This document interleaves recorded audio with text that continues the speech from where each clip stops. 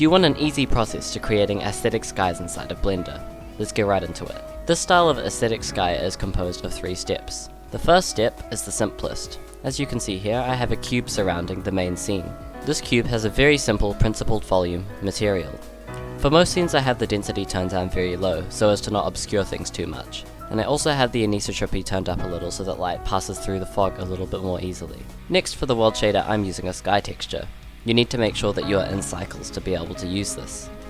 This is simply plugged into a background node and the strength is turned down a lot, so as not to overexpose the scene.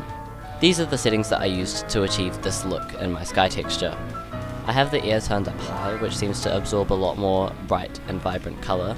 The dust is present, but it's turned down quite a bit because this planet is meant to be pretty dry, and I also don't want to obstruct everything with too dense of an atmosphere. The ozone value is also turned down fairly low because I want a more orangey sunsetty scene, and if you turn this up very high, you get a more bluey tint. Which, if you want that, then that's cool too.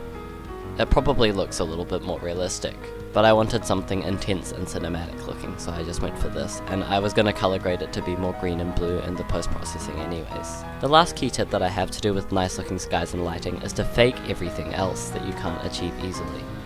For instance, I added a point light just behind this clone trooper to give him more interesting lighting.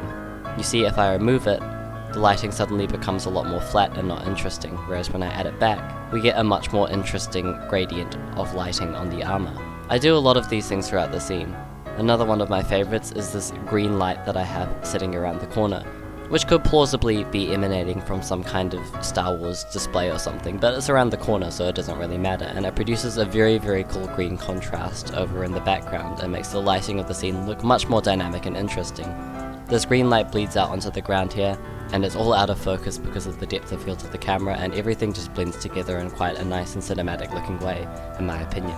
I also added an extra point light inside of this hologram so that the clone trooper gets even more blue reflection on his armor. Essentially, you use the easy things like a principal volume, sky texture, HDRI to get across most of your lighting, and then you can fine tune the details by adding in your own custom point lights, area lights, and spotlights and such. A bonus tip would definitely be compositing. You can bring out a lot more cool lighting detail and color detail in your scene in general through the Blender compositor. I'll be making a tutorial involving this in the near future, so stay tuned for that. This scene is from a short film that I finished working on a little while ago and will be uploaded within the next few weeks or so. So stay tuned for that as well.